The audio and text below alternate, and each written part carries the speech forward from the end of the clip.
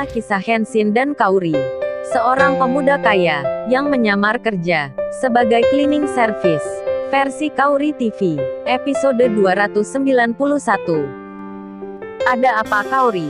Kok ayahmu di sana? Nampak sibuk berkemas. Kaori menjawab, iya nih, aku juga belum tahu itu. Ada apa ya ayah? Nggak seperti biasanya. Kemudian temannya Lala bicara, coba tanya aja Kaori. Barangkali ada yang penting. Kaori pun mengiyakan. Kemudian ia berjalan keluar, menghampiri ayahnya. Setelah itu Kaori bertanya, Yah mau kemana ya? Kok nampak tergesa-gesa gini? Ayahnya pun menjawab, ini Kaori ada sedikit perlu. Ada pertemuan singkat. Ayahnya tak bicara sebenarnya. Kaori pun sudah merasa seperti ada yang aneh. Mengapa semua staf yang punya jabatan di sini juga menunjukkan sikap yang agak terburu-buru? Lantas Kaori bertanya lagi, emangnya ada pertemuan di mana ya? Kok mendadak sekali? Siang-siang pula, ayahnya menjawab, ya adalah Kaori. Kemudian ayahnya melanjutkan bicara, oh iya Kaori, entar bilang ke mamamu ya. Ayah mungkin gak pulang hari ini, karena akan menginap 1 atau 2 hari. Kaori menyahut, kok seperti tergesa gitu ya? Apa ayah gak pulang dulu? Ayahnya menjawab, gak Kaori, ayah hari ini gak pulang.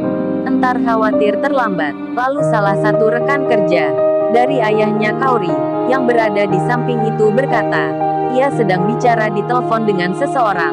Ini Pak, kita semua ditunggu di bandara. Pakai pesawat pribadinya bos. Jangan sampai datang telat ya. Kaori mendengarnya akan percakapan itu. Ia pun lalu bertanya, emangnya mau kemana ya? Kok naik pesawat bersama? Ayahnya langsung saja menjawab, ke luar negeri Kaori. Ada pertemuan di sana. Kaori lagi-lagi masih merasa ada hal yang aneh, hingga ia pun bertanya ke teman ayahnya. Berjalanlah Kaori mendekat ke salah satu staf tersebut, yang saat itu sedang memasukkan barang di mobilnya. Kaori lantas bertanya, emangnya mau kemana Pak David? Kok buru-buru gini? Naik pesawat pula? Yang ditanya pun menjawab, dengan apa adanya. Oh ini Mbak Kaori, kami barusan dapat kabar dari London, jika Tuan Muda Kenshin sedang mengalami kritis di rumah sakit, akibat bahan kimia yang mengalir ke darah.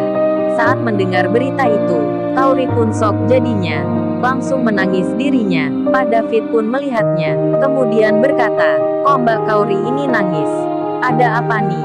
Di saat Kaori yang panik itu, merasa sedih, khawatir dan bingung, Pak David malah dapat telepon, datangnya dari rekan di London. Ia pun menjawabnya, dengan seperti tak percaya, apa-apa kamu bilang, Tuan Muda emangnya kondisinya gimana? Rekannya yang ada di London itu menjawab.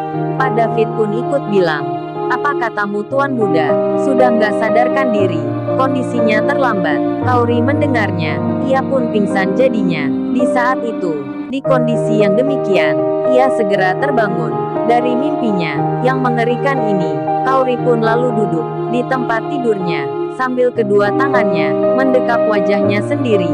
Lalu dilihatnya jam dinding yang sudah menunjuk di pukul 3 dini hari.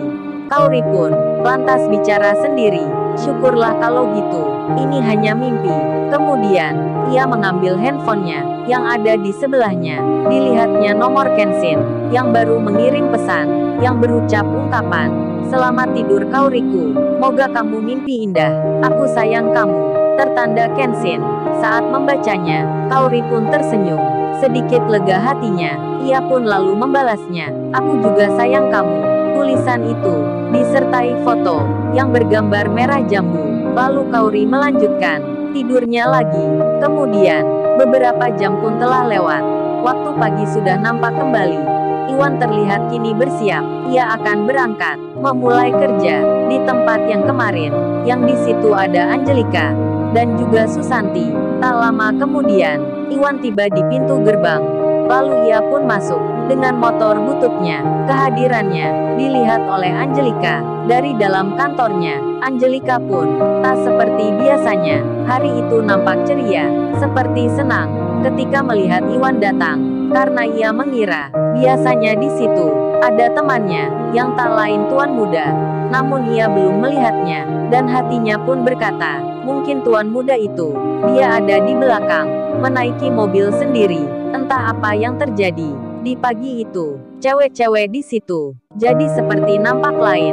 Banyak dari mereka yang suka berias diri, termasuk Angelika, Sasa, Winda, serta teman lainnya, termasuk pula Susanti, yang kini melihat Iwan dengan pandangan yang beda. Susanti itu bahkan kini ingin mendekat lagi ke Iwan, meskipun dirinya saat ini sudah punya cowok sendiri. Sementara di lain tempat, Kaori kini telah masuk kerja. Lalu di sela kesibukannya, ia pun teringat mimpinya yang di waktu semalam begitu mengagetkan, yang seperti nyata. Lantaran hal yang demikian, Kaori akhirnya memutuskan ia akan mengajak temannya esok nanti untuk pergi ke London. Lalu, bagaimana kisah selanjutnya? Subscribe channel ini untuk episode berikutnya. Terima kasih.